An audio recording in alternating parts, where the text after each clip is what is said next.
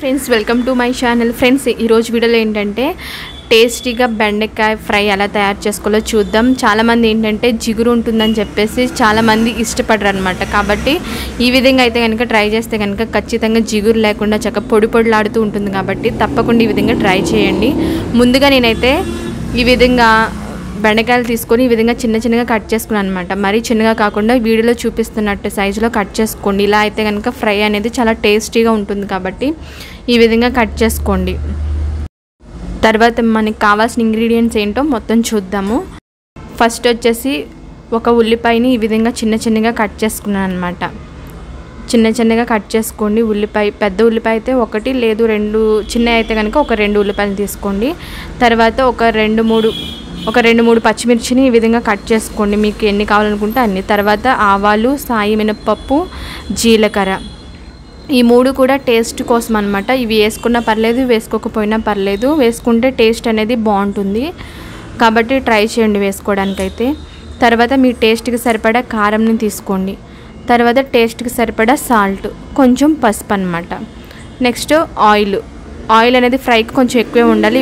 తర్వాత మీరు stove on చేసుకోండి, ఒక పెనం పెట్టుకోండి. తర్వాత పెనం కొంచెం వేడైన తర్వాత ఈ విధంగా ఆయిల్ని వేసుకోండి. మీ ఫ్రైకి ఎంతైతే సరిపోద్దో అంత వేసుకోండి. ఆయిల్ అనేది కొంచెం వేడవ్వాలన్నమాట. ఆయిల్ వేడైన తర్వాత మనం పక్కన పెట్టుకున్నాం కదా ఆవాలు, సాయి మినపప్పు, జీలకర్ర, ఈ 3 వేసుకొని కొంచెం ఫ్రై చేసుకోండి. ఈ 3 కూడా ఈ విధంగా గట్టితో తిప్పుకుంటూ ఫ్రై చేసుకోవాలి. నెక్స్ట్ ఏంటంటే ఉల్లిపాయలు మనం కట్ చేసుకొని పెట్టుకున్నాం కదా, ఆ ఉల్లిపాయలను కూడా వేసుకొని ఒక 2 నిమిషాలు అయితే గట్టితో తిప్పుకుంటూ మగ్గనివ్వండి. తర్వాత మనం కట్ చేసుకొని పక్కన పెట్టుకున్న పచ్చిమిర్చిని కూడా వేసుకోండి. వీటిని కూడా లైట్గా ఫ్రై చేసుకోండి.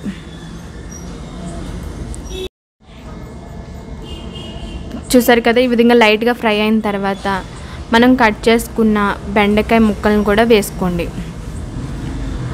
బెండకాయ ముక్కల్ని వేసుకున్న తర్వాత లైట్గా ఫ్రై చేసుకోవాలి. ఇవి ఫ్రై చేసుకునేటప్పుడు స్టవ్ అనేది సిమ్లోనే ఉంచుకోండి, హైలో పెట్టుకోకుండా. స్టవ్ సిమ్లో ఉంటే బాగా మగ్గుతాయి అన్నమాట. ఎప్పుడు కూడా ఫ్రై చేసేటప్పుడు ఏంటంటే బెండకాయలు అనేవి ముదిరిపోకుండా లేతగా ఉన్నాయి తీసుకోండి. ముదిరిపోయినవి ఏంటంటే ఫ్రై అనేది బాగోదు.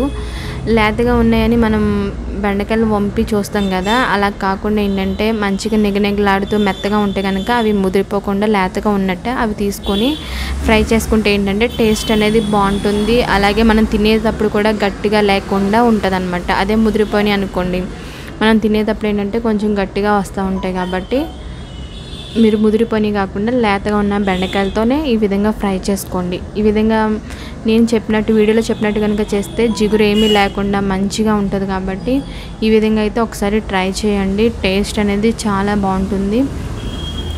చూసారు కదా, ఈ విధంగా గట్టితో తిప్పుకుంటూ స్టవ్ని అయితే కనుక సిమ్లోనే పెట్టండి. ఎందుకంటే హైలో పెడితే మాడిపోతుంది. కాబట్టి స్టవ్ని అయితే సిమ్లో పెట్టేసి ఒక 5 మినిట్స్ అయితే బాగా మగ్గనివ్వాలన్నమాట బెండకాయల్ని బాగా.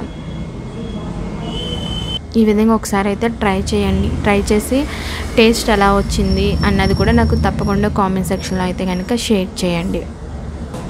ఈ వీడియో నచ్చితే లైక్ చేయడం, షేర్ చేయడం మాత్రం మర్చిపోకండి. అలాగే ఈ ఛానల్ కనుక మీరు సబ్స్క్రైబ్ చేసుకోకపోతే తప్పకుండా సబ్స్క్రైబ్ చేసుకోండి. చూసారు కదా, ఈ విధంగా ఒక మూత పెట్టేసి ఒక 5 మినిట్స్ అయితే కనుక బాగా మగ్గనివ్వండి. 5 మినిట్స్ తర్వాత చూసారు కదా, బెండకాయలు అనేవి కొంచెం మగ్గినాయి అనమాట. ఈ విధంగా ఒక 5 మినిట్స్ తర్వాత ఒకసారి మూత తీసేసి ఈ విధంగా మంచిగా కలుపుకోండి.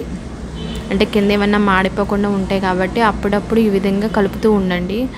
ఎందుకంటే ఒక్కొక్కసారి మనకి అడుగున ఏంటంటే మాడిపోతూ ఉంటుంది. కాబట్టి ఒక్కొక్కసారి ఏంటంటే ఈ విధంగా కలుపుతూ ఉంటే కనుక మాడకుండా ఉంటుంది. ఒకసారి ఈ విధంగా కలిపేసుకొని మళ్ళీ మూత పెట్టేసి ఇంకొక 5 మినిట్స్ అయితే బాగా మగ్గనివ్వండి. తర్వాత మీరు ఒక 5 మినిట్స్ తర్వాత కొంచెం పసుపు, మీకు ఎంతైతే సరిపోద్దో అంత పసుపు వేసుకోండి. అలాగే మీ టేస్ట్కి సరిపడా కొంచెం కారాన్ని వేసుకోండి. మీకు టేస్ట్కి ఎంత సరిపోద్దో అంత కారాన్ని వేసుకొని ఈ విధంగా మొత్తాన్ని ఒకసారి బాగా కలుపుకోండి. కారం వేసుకున్న తర్వాత ఏంటంటే లాస్ట్లో మాడిపోతుంది కాబట్టి ఈ విధంగా గట్టితో తిప్పుకోండి.